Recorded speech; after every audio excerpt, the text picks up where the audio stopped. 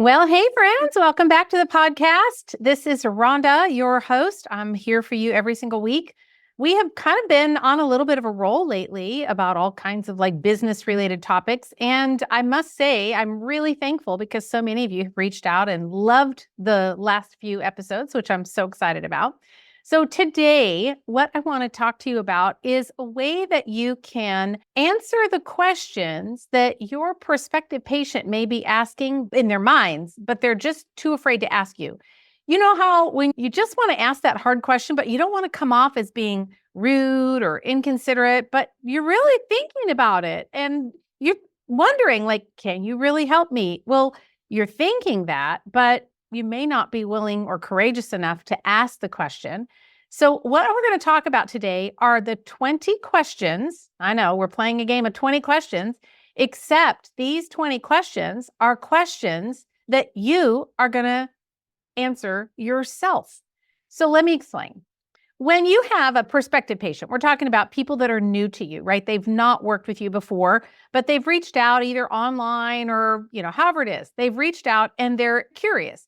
And if you listen to last week's podcast, I talked about doing these get acquainted calls where you're actually able to kind of, chat with them a little bit, find out what their concerns are, and then answer their questions and let them know whether you are going to be able to help. And you can identify the crazies. I always say when the crazy starts coming out of the can, you want to gently guide that patient to make another choice, right? We don't want to keep the crazy people.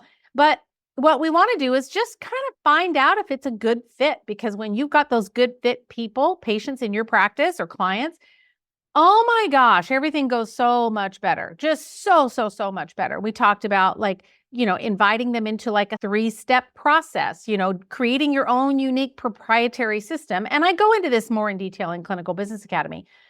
But for now, what I want to talk to you about are the questions that you may want to answer that they're thinking, but they don't know you well enough or don't have the courage to ask.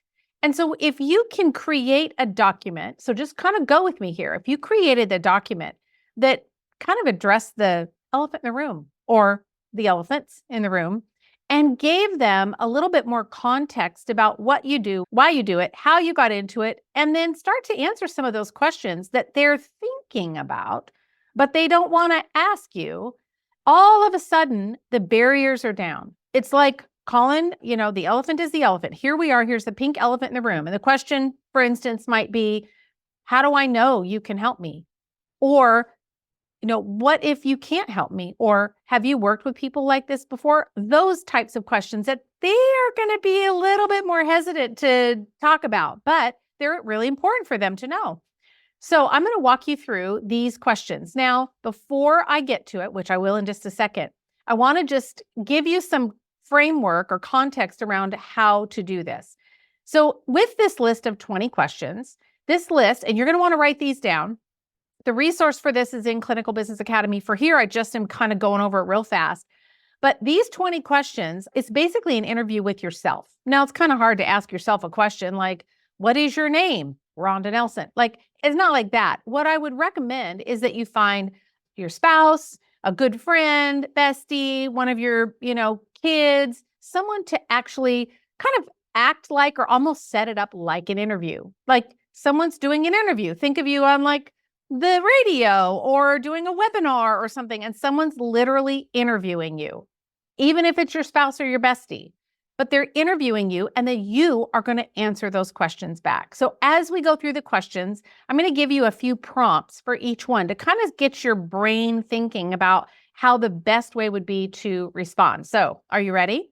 Here is our list of 20 questions that are going to help you be able to build authority, greater trust, more credibility, and really what will end up happening is you'll sell the patient on you and working with you much faster. They will get their questions answered and they'll be like, okay, I'm a yes.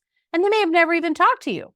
When we're finished with the questions, I'm going to tell you where you can use this interview, how you're going to kind of construct it when you're done, and then where you can use it on your website with your patients, etc. So let's get through the interview first.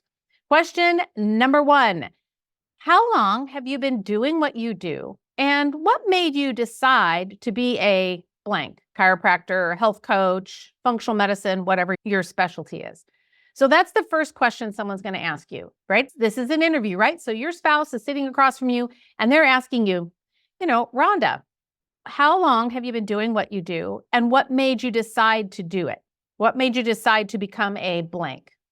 Now, there's two ways I could answer this question. The first way is I could say, well, my oldest daughter was diagnosed with bone cancer when she was 10 years old, and I decided that traditional Western medicine wasn't the way that we wanted to go. And so I went into the world of alternative functional medicine and I've never looked back. Okay, well, all of that is true for me, but it's not a very juicy answer. How about if I tell the story? Like, really, that's what the patient is wanting to know. Like, how long have you been doing it and what made you decide to be a wellness practitioner? So I could go back and I could describe, like, well, I'm going to answer that question, but let me give you some context first. When I was growing up, I ate nothing but Twinkies and ding dongs and donuts and macaroni and cheese from Kraft in a box with powdered cheese. And I grew up not knowing anything about, whole food or good diet. We didn't exercise. We weren't an active family. I could kind of start to paint the picture. And then I got married and I really just wanted to have kids. I wanted to be a mom, a stay-at-home mom. And I paint the picture. And then I was kind of feeding my kids the same way. I was feeding them really junky food. And do you see all of this? I'm not answering their question yet. I'm giving them context because people will relate to a story more than they'll just relate to a fact. So my first response was, well, my oldest daughter had cancer when she was 10, and then That's the rest of this. That's a short answer. No one's going to remember that. But if I tell them the story and I use descriptive words like I remember feeling, or I remember looking out the window, or I remember driving in the car with my husband, and this is the conversation that we had, that impacts them and they'll remember. And it builds credibility because remember, your ideal patient, they're having all of those experiences and feelings in their own life. So when they can see that you were a real human person, here was your real human experience, that's how you got into functional medicine. That makes for a way better document, way better information that draws that ideal patient to you. It just pulls them right into your story and they're like, oh, now already trust, credibility, authority skyrockets. Okay, that's first question. Number two, what type of patients do you work with? Exactly. What are the types of patients that you work with? Well, then you could tell the story. Early on, I started working with a lot of cancer patients, but I found that that was just too close to home for me. And I didn't enjoy it because it was hard and it was a little bit painful for me. But what I did enjoy was working with moms and their kids and dealing with issues that were related to female hormones. And so for me, that was true. So you can tell your story however it is. Again, use the power of your words. This is not the document. And we're doing an interview. We're going to translate and transcribe the document later, the voice recording. I'll talk about that when we're done. But this is not the time for you to be cheap with your words. This is not the time. This is the time to use storytelling, to really give them details. Number three, the third question, what happens if you haven't yet worked with someone that has my condition? Ooh, there's a saucy one. That's a question that they may be thinking, but they're just too chicken to ask. Well, what happens if you haven't worked with someone that has what I have? Again, be honest. Be honest about your resources and your training. And remember, it's not so much about you per se, but it's about how you can help them and the resources. Like if you're in Clinical Academy, for example, you could say that in there. You could say, listen, I'm in a high level clinical training program that has lots of resources. And if I haven't worked with your condition, I know where to go. And if I haven't worked with it and I feel uncomfortable or I feel like it's outside of my area of expertise, I'll let you know and I'll help you find someone that can help you. Again, we're building trust and credibility because you're being honest. Question number 4, how are you different from my regular doctor? Such a great question because they're thinking it, right? They're thinking it, but they don't want to ask because they don't want to offend you or be rude. Question number 5, what exactly is functional medicine or functional nutrition or functional wellness, whatever word you use, and why does it matter? So what exactly is, however you describe yourself, and why does it matter? This is where you just get to describe what you believe it is, maybe your philosophy, about it, and you want to just kind of help them understand.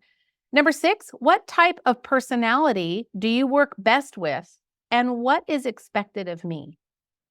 Do you hear what's underneath this question? What's underneath this question is, am I going to like you? Are you a jerk or are you a nice person? That's number 1. But the second thing is, what's expected of me? What's really under that question?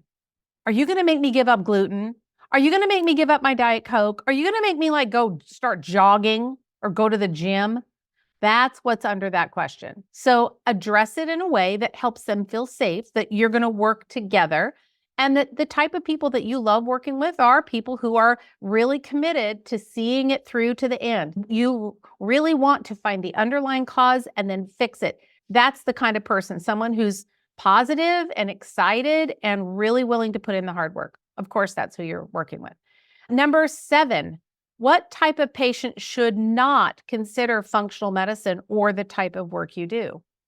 This is where you get to say, these are basically the people that I don't want to work with. This is the type of patient, someone who's not willing to address the underlying cause, someone who's grumpy and doesn't follow through and doesn't follow instructions, someone who is Dr. Google educated. So you can put that in there. It's a great spot for that.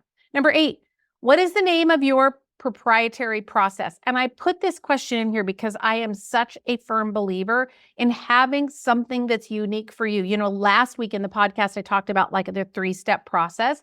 This is where you would kind of put in the name of that. If you're a Hashimoto's specialist, then you would have some kind of a proprietary, the Hashimoto's recovery method, if that's the name of it. You can name it really anything, but it's the Hashimoto's recovery journey or method. That's what it is. So then you would write about that in this question if you have that. Number 9, does this really work? Referring to the proprietary system that you have. And you get to say, yes, this is how it works. And I've worked with this many people before and had great results, and you could be the next one. Number 10, what results can I expect? Fair, right? Really fair question. What can I expect after working with you? So you're going to be honest about that. Number 11, can I contact some of your patients to see what it's like to work with you? Okay, look, we know that, PHI and HIPAA, no, we cannot do that. We can't give out numbers. However, you may have one rock star patient that is just your A patient through and through, and they are like, oh my gosh, I love you so much. If you ever have anyone that has questions, you just have them call me. I would get that in writing. And then if they're willing, then you could say yes. If you'd like to speak to someone that's worked with me before, let me know. I'd be happy to provide that information for you. Don't put it in the document. And if you don't have anyone, then maybe remove that. Or another option is you can refer them to look at your reviews. Sometimes people will be pretty good about, snooping someone out on Facebook and shooting them a direct message and say, hey, I see that you may have worked with so-and-so. And if they do it, it's not HIPAA problem. It's if you give the information that is a HIPAA violation or PHI. So that question you can take out if you need to. Number 11, how quickly can I expect results? So it's kind of does it really work and what results can I expect? But now they're just saying, how long is this process going to take me? And this is where you say, typically it's going to take about 6 months, sometimes less, sometimes a little bit more, but right around that time. That's what it is for me anyway. And that also depends on your niche, who you're talking to. Number 12, how can I be confident that your program will work for me? They're asking the same question. They're just asking it in another way. So, people hear things differently. And so this is why this couple questions are in here. The same basic question, just asked a little different way. So how can I be confident? This is where you get to share your stats, who you've impacted and how long you've been doing it, et cetera. Number 13, what does it look like to work with you? And what does your program entail? Now, here's where you can give a little bit more information. First, we're going to do X, Y, Z. We're going to get your upper digestion working, or we're going to start with the endocrine system, or we're going to look at detoxification, or we're going to address parasites, or we're going to start to look at environmental exposures if you're a mold person or a Lyme person or a Hashi. You can describe it however you need to, but that's what that question is. What does it look like to work with you, and what does your program entail? Now, you don't want to give away your secret sauce here, right? But you're trying to just let them know what they're getting into, what's going to be expected. Number 14, will you put me on a weird diet where I have to give up all my favorite foods? Yes, I wanted to put this in here because it's a question that they may not ask, but they're thinking it, right? Number 15, how long will it take for me to feel better? Again, it's kind of the same sort of question, just asked in a little different way.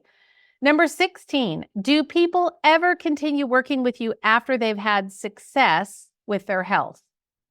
So you could word that however you want, but basically this is where you say, yes, once the health condition is resolved, Hashimoto's or whatever, many patients will decide to continue working with me on a maintenance basis. And we just make sure that all the nutrients are in place and they've got everything that they need for optimal gut health, antioxidants, whatever you want to say there.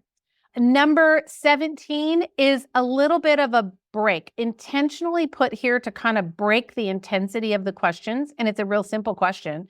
Do you accept credit cards? Now, I know that seems random, and it is a little bit random, but it's here intentionally. And the reason is because it's taking them out of that.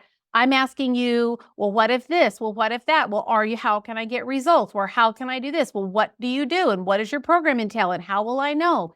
It's doing a little bit of a pattern interrupt right here. Do you accept credit cards? And you're going to just answer, of course, yes, you do. And you could relanguage that, how would I pay? Or do you accept credit cards? Or is your credit card processor secure online? That might be a good way to phrase that one. But it's here intentionally as a pattern interrupt. Now, the next 3 questions are key. Are you ready? This is why we put it here. Question number 18 is, okay, I know I need to get my health situation under control. What's the next step to get started? Do you see what happened? We went from them asking you, well, what are you going to do for me? And how are you going to do it? And what's expected of me? To now them reading, they're reading this. They're reading now about, okay, I'm ready. What is the next step? And then you're to write that down. You schedule a call with me, a get acquainted call or whatever you want to do. Or if you don't want to do that, which I recommend, but if you didn't want to, then you would give them a link to schedule with you or have them call your office or whatever it is. So that's number 18. Number 19 is, okay, if I'm not sure I'm ready to get started, how can I work with you a little bit at a time to see if it's the right solution for me? So this is for someone who just needs a little bit more time to think about it. They may be a little bit more analytical, a little bit more left brain. They need the facts. They're not going so much off emotion, but they're leaning a little bit more like, I don't know if I'm quite ready. I need to think about this a little bit. And that person then needs an option.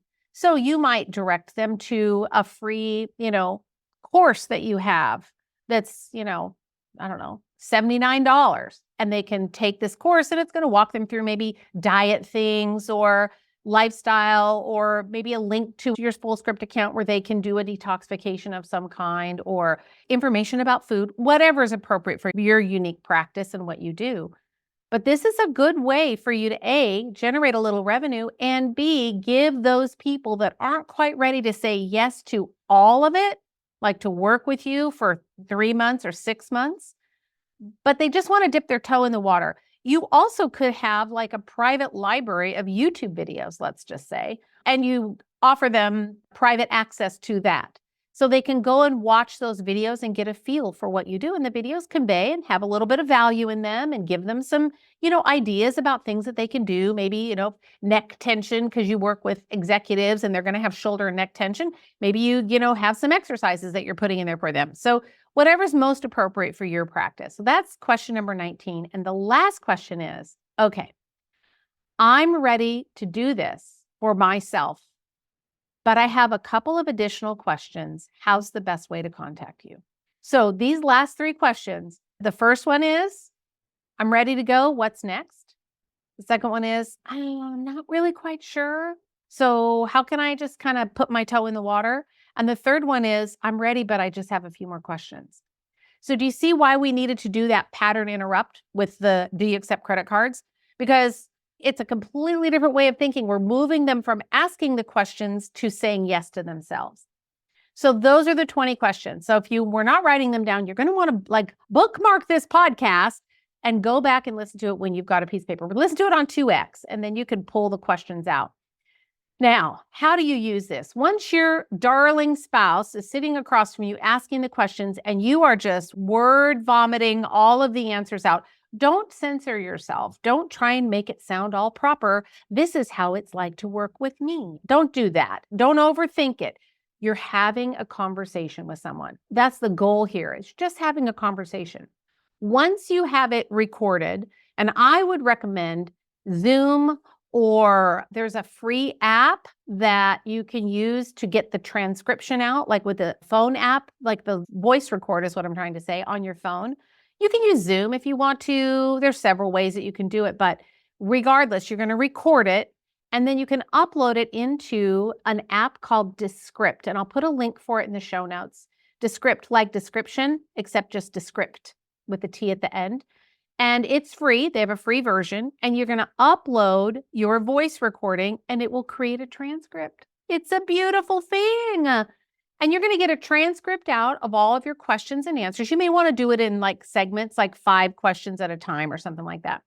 So you're going to upload it in there. Then you're going to get that transcript out, and then you just start massaging the transcript so that it reads well, because we don't speak like we read. So it's going to need a little bit of tweaking.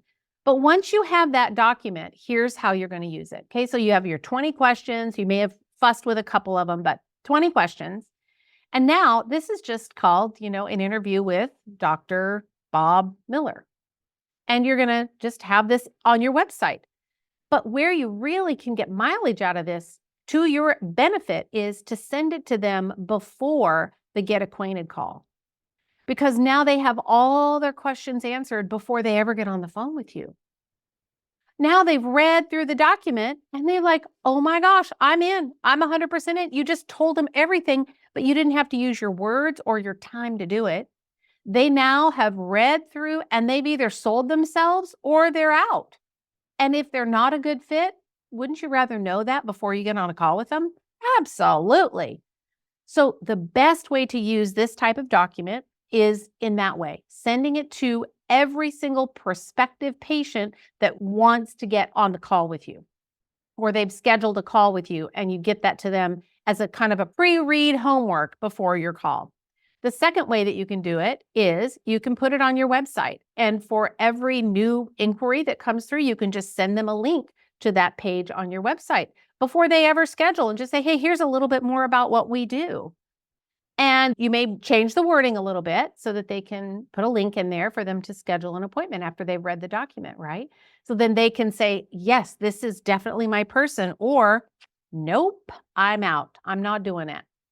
But it's okay, because you're not going to be the right person for everybody. What we want, though, is to attract the right people to you that you can really serve, and the ones that are going to be in it for the long haul. Like I mentioned last week, a drive-by wellness hookup. It's happening so often now, much more so than I've ever seen in 20 years. People come in, new patient, pay the money, come for a couple visits, and then they ghost you because they get just enough relief. And they're looking at their budget. They're like, nope, I can't do that. So I'm out. I'm just not going to go back. And then they don't get the results. They look at you like, yeah, I worked with him, but it didn't work. After 3 months, it came back. Well, that's because they didn't fix the problem. You and I know that, but they don't know that. So it's a disservice, in my opinion, to see someone and then see them for a few times, and then they have the option to kind of back out on you, right? The drive-by wellness hookup is over. It's like a one-night stand. And we don't want that. So by creating that kind of a proprietary process that's maybe like 3 steps, you can then articulate that in a way, call it a name, your Hashimoto's recovery roadmap or whatever you want to call it. And you give it a name and you can kind of describe it, and you enroll people in the thought of like, oh, this isn't just going to take a month or 6 weeks. Like, we're going to really get it fixed once and for all. Then they have the option to say yes or no, but the quality of people that you're going to get by using this type of, it's almost like a pre-screening tool, or a pre-selling, if you want to even look at it that way, kind of like a pre-selling tool that you'll have, and it'll take you some time to work this out, but you'll have it and it will just pay off in spades. You're going to have such better people coming in to work with. You're going to be able to filter out the people that aren't going to be a good fit, and your revenue is going to be better because you have that one person that comes in for a new patient visit, they stay a couple times and they go away. It takes so much more work to get a new patient than it does to keep an existing one. And this way, people get to opt in to your 3-step process or whatever you want to do. I like 3 because I think the brain is really wired well for 3 steps. It doesn't feel overwhelming like a 5-step process or a 7-step process. 3 is easy. But you can then enroll them in that proprietary kind of 3-step program that you have. And then once they say yes, they automatically know that it's going to be a 6-month deal because you've told them up front. So you can get them the results that they deserve. You're going to be able to generate the income during that 6 months with that person. And the quality of the person that you're going to get is so much higher. So there you go, friend. That's what I've got for you this week. I know this was a little fast and furious, but again, there's a lot more training on this. There's resources and samples and all the thing inside Clinical Business Academy. But I'm so glad that you're here, and thank you for listening every week. I get so much positive feedback. If you would, take a minute and rate and review the podcast. It just helps us on all of the streaming platforms, helps us be able to get this out to more people, and also makes my heart happy to know that I know and my team knows that we are delivering content that you really do love. So take care. Have an amazing week. I'll be back next week with another episode of the Clinical Entrepreneur Podcast.